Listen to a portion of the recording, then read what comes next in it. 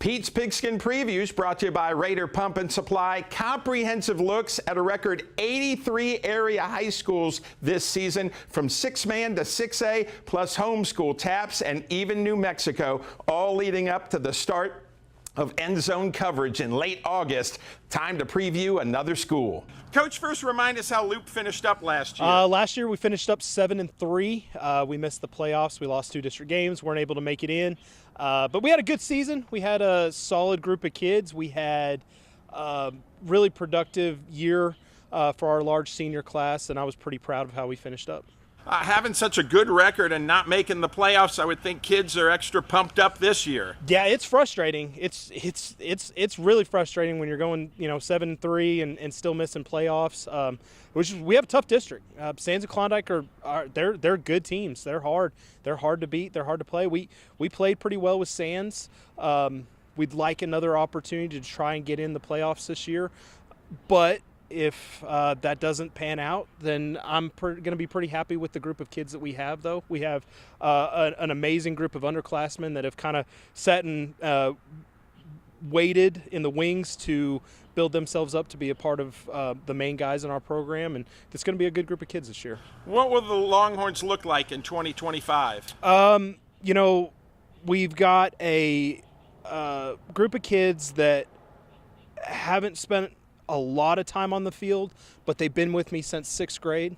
So this group of kids that's coming up, really out of the starters that we have, we've only got 1 or 2 really that are coming back full time.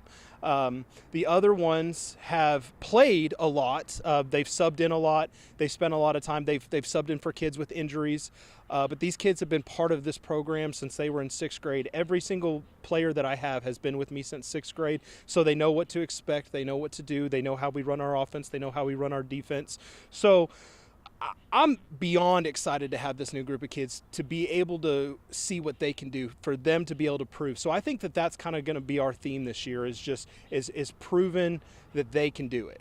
Talk about your non-district schedule. So it's the same as last year, just flipped. We're going to open up with Cress again. We're going to play Grady. We'll play Meadow, and then we're going to play a new team, or not new team this year, but we are going to we replaced. We had a scheduling issue, and so we're going to play Midland TLCA. Then we'll play Lorenzo, and then we'll head into district play. And your thoughts on this tough district again? It's Sands and Klondike are the toughest teams in our district. It's going to be a little bit different this year because well, it's not really different.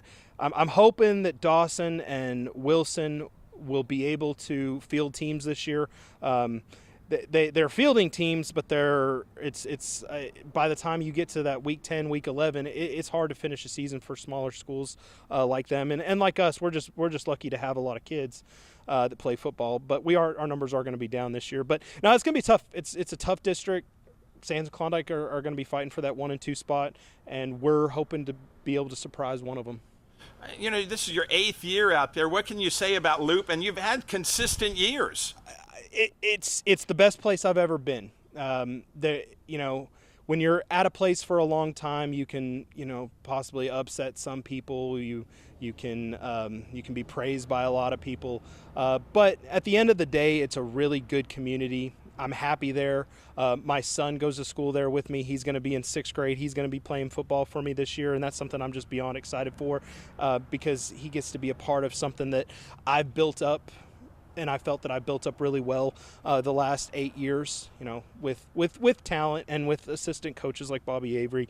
But it's a good place. It's a place that I've stuck to for this many years, and I plan on being there for a long time. What are the goals this year for the Loop Longhorns? Well, it's like I said, it's an opportunity for the younger guys to prove that they belong. I think that that's the mentality that they're coming in with, is that we're just as good as everyone else, and we're going to compete because we've been taught right, we have our hearts in the right place, and we believe that we're going to do something special.